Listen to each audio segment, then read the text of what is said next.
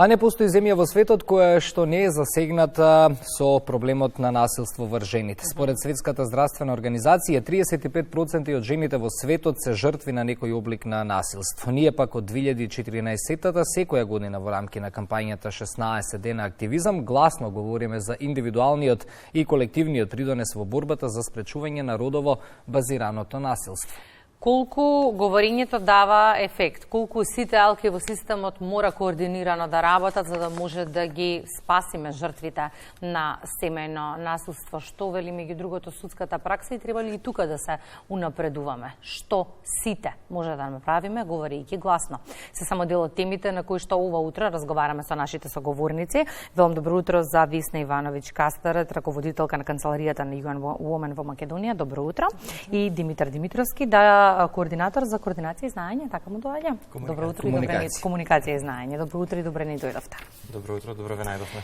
Имаме тема која што е актуелна, имаме тема за која што ние во Македонија наутро говориме многу повеќе од 16 дена, затоа што сметаме дека говорењето гласно е еден од начините како може да правиме промени.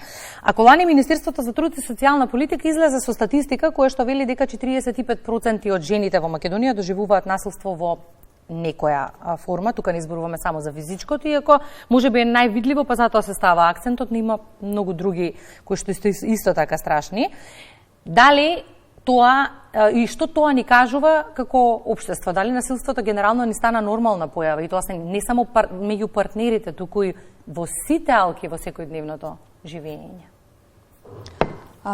Прво, пред се благодарам за поканата и за темава на која што се фокусирате. Многу е значено да се зборува, затоа што пред се и често пати самите жртви не се свесни што им се случува за некои форми на насилство, како што рекото физичкото е најочигледното и се знае што е.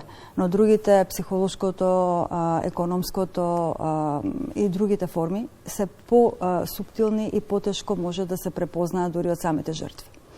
Тоа дека се случува во нашето општество, рековте пред малку, ниедна земја не е ослободена од ова хронична болест, јас така ја нарекувам. И сега наши нови податоци се дека на секој 10 минути во светот една жена е убиена, а околу 51.100 жени минатата година се убиени на глобално ниво.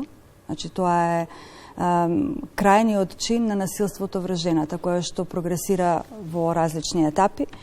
И глобално околу 736 милиони жени доживеале некаква форма на насилство. Значи, нашата земја е дел од тој свет во кој што оваа хронична болест постои. Зошто постои? Затоа што јас сметам дека родовите стереотипи кои што се длабоко вкоренети се одразуваат во тоа кои сме ние, значи сите ние, дали го извршуваме или дали го премолчуваме тоа што сме го виделе. Затоа насилството врз жените и девојчињата се зголемува, бидејќи свеста не е развиена дека тоа не е нешто како семеен проблем, не е тоа дека жената заслужила и затоа и постои. Услов за жртвите на родово базирано насилство да го кренат гласот е институционалната заштита. Како да ги охрабриме, ако знаеме дека и во моментов системот има недоследности, има алки кои што за жал не функционираат? Како да зборуваме повеќе на ова? Како да зборуваме повеќе за унапредување? На каде се движиме? Значи, заштитата. Формулата е општеството и институциите заедно. Значи, сите ние, како што реков, бидејќи семејното насилството врз жените најчесто се случува во домот и од интимен партнер. Тоа може да биде сопруг, може да биде исто од поширокото и потесното семејство, од брат, од родители, дури од свекор, свекрва и така натаму. Значи, во институциите работат луѓе од сите нас. Значи, јас ако имам родови стереотипи, имам некои предрасуди, свесни или несвесни, и кога одам на работа, може тоа да се претвори во еден вид на дискриминација, свесно или несвесно. Затоа што јас ако верувам дека жената сама си го барала и заслужила да биде удрена, малтретирана, навредувана, како ќе го спроведувам законот? Ние имаме одлични закони. Само тие треба да се спроведат. Да, бидејќи не случајно го поставив прашањето, кампањите се одлични, меѓутоа може навистина да не го дадат 100% ефект ако институционално луѓето не се чувствуваат заштитени. Затоа и го поставивме. Така, одлично прашањето. Да. Со тоа што зборуваме, ние зборуваме, значи ние освен таа техничка експертска поддршка на институциите, ние зборуваме и со институциите, зборуваме и со населението. Кампањава 16 дена, значи се 16 дена сублимирани силни напори на сите, но цела година се работи на тоа и што повеќе се зборува, значи во заедниците со луѓето секаде да допреме до домовите и одлична е програмава која што ја правите. Сите што не гледаат и слушаат, нека не осудуваат, нека размислат и нека покажат емпатија. Со самото тоа се прави чекор напред и во институциите. Да не се бара поддршка кога насилникот ќе го изврши насилството па да се спаси, туку да се осуди насилникот. Без разлика кој му е роднина и каде работи, дали е во полиција, дали е во судство. Насилство е насилство, треба да се осуди. Тука праќаме пораки за системски промени, но од друга страна праќаме пораки кои што се однесуваат на нашите граѓани. Ги едуцираме нашите граѓани, бидејќи меѓу другото се што може да се прочита и на социјалните мрежи кога станува збор за семејното насилство, тоа предмалку со претходната соговорничка го дискутиравме. Кога сме кај системските алки, дури да ги усогласиме истите да функционираат и полицијата и социјалните служби и шелтер центрите, ако на крајот на целата приказна не го казниме насилникот, не сме направиле ништо. Македонија е според неодамнишните извини на кривичниот законник првата држава во регионот која што го има фемицидот. Меѓутоа, тука судот е на потек, а искуствата говорат и меѓу другото анализите и истражувањата дека граѓаните и не многу веруваат во казна. Видете, јас спомнав пред малку за фемицидот некои бројки кои што се страшни, за жал се случуваат и во нашата земја и во регионот. И тоа е кршење на човековите права. Значи, тоа е за осуда. И добро е дека нашата држава, освен законот за насилство врз жените и девојчињата и семејното насилство во 21 година, ги донесе промените во кривичниот законник минатата година, каде што се внесуваат разни форми на насилство, вклучително и фемицидот. Значи, законите, како што реков, се одлични. Тоа дека не се пријавува доволно или кога ќе се пријави се случува да нема завршница или жртвата да го промени мислењето поради таа стигма, тој страв, финансиска зависност, нема никаде да оди децата, секогаш се во игра најчесто. Значи, од повеќе причини во нашето општество треба да се размисли, да се направат промени за да се има поголема доверба. Зборувам од име на тие жртви кои што зборувале со нас. Јас не можам да зборувам од име на институциите, но од тоа што они го кажувале е дека да, мојот сопруг има некој познат, мојот сопруг има пари, мојот сопруг е помоќен од мене, неговото семејство. Значи, од тука најчесто тргнува недовербата, а потоа се случува честопати ревиктимизација, жртвата да биде прашана кога ќе оди во некоја институција, како беше облечена, што направи и така. Значи, од повеќе причини, тоа е еден голем проблем кој што треба да се реши и се решава, но тоа бавно оди. Значи, додека не се промени свеста на сите. Така.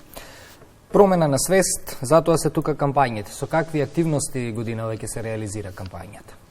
Токму така, оваа година, како што и изминативе 10 години, еве јубилејно, например, ги продолжуваме нели кампањите и зборуваме на темата, значи како да се спречи насилството врз жените и девојчињата, траат во рамки на тие 16 дена каде што се крева нели јавната свест.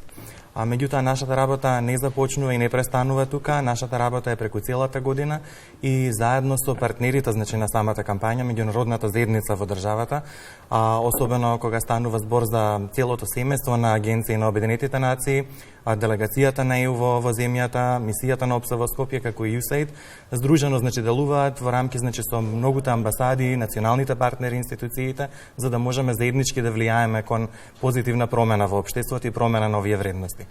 Самите кампањи имаат едукативна содржина, меѓутоа во соработка кога работиме сите заедно за системски да решиме некој проблем, секако треба да има некаков ефект. Нормално е дека самите промени не се случуваат преку ноќ, Секако дури и кога се донесуваат одредени законски решенија, потребна е позитивна пракса, значи градење на позитивна пракса за да може и да се подобри нивната примена. Системите никаде не се совршени ниту во нашата држава, меѓутоа позитивно е она што сепак се обидуваме, значи да ги операционализираме работите кои што ги предвидува и Истанбулската конвенција и да најдеме, значи, решенија на проблемот. За старт на разговорот ве прашав дали насилството ни стана нормална појава во секојдневното живење. Сега сакам да ве прашам како, ако насилството ни станува нормална појава, децата да не ги превземат овие модели на однесување. На крајот од денот, ако за нешто живееме за да градиме подобро општество, поздрава иднина. Како да ги заштитиме и нив? Заштитата од многу места треба да дојде. Пред се во образовниот систем треба да се разговара на оваа тема, значи насилството да се препознава, нормално адаптирано на јазик, да не се травматизираат децата, а тие веќе што се сведоци или доживеале насилство да бидат заштитени и да им биде пружена поддршка и психолошка поддршка за да ја надминат таа траума која што може да остави последици или во иднина да прифаќаат секаков вид на насилство, бидејќи тоа го гледали и тоа сметаат дека може така да се случува, или напротив да бидат насилници самите. Значи, од најмали нозе да се знае дека тоа не е прифатливо, да има социјални служби кои што ќе работат со децата, како што ги има, но поусмерено. И исто така, жените жртви кои што имаат деца да се обрне внимание, значи, од почетокот мултисистемски пристап, таа жена има деца, да видиме што се случува и со децата. Значи, не да биде третирана само таа како жена жртва, туку со незините деца заедно. И за крај тука мораме да ги споменеме и известувањата на медиумите, на новинарите, колку на тоа треба да се внимава кога се известува за вакви сензитивни теми. Вие сте клучни, еве и колегата кој што работи во мојата канцеларија со новинарите може повеќе да дополни, но родово сензитивен јазик, родово неутрален јазик, јазик кој што ќе отслика реалност без да осудува или без да ја ревиктимизира жртвата. Не знам, Димитар, ако сакаш да дополниш нешто. Секако да, мислам, улогата на медиумите е посебно важна во начинот на кој што зборуваме и ги третираме овие теми, особено наративот кој што се користи за да ги едуцираме, значи, и јавноста, и помладите генерации, но и повозрастните генерации. Многу е битно да се напомене дека да, точно ние зборуваме за насилство врз жените и девојчињата, меѓутоа не секогаш жените и девојчињата се јавуваат во улога на жртва, а мажите се јавуваат и момчињата во улога на насилници и обратно. Значи зборуваме општо за насилството, меѓутоа мораме да напоменеме дека жените секако се несразмерно погодени во однос на овие релации. Така да затоа ја покриваме свеста. Улогата на медиумите е посебно важна, особено кога станува збор за етичкото известување, посебно важна и според кодексот на новинарите, член 7 и член 8 во известувањето, за да можеме да имаме непристрасна, навремена, емпатична, значи, реакција кон вакви сензитивни теми. Без сензационализам, да. Така е. Благодариме многу за гостувањето и што секоја година не го заобиколувате јавниот сервис кога станува збор за кампањата 16 дена активизам. И благодариме на вас. Благодариме. 8 часот, време за вести.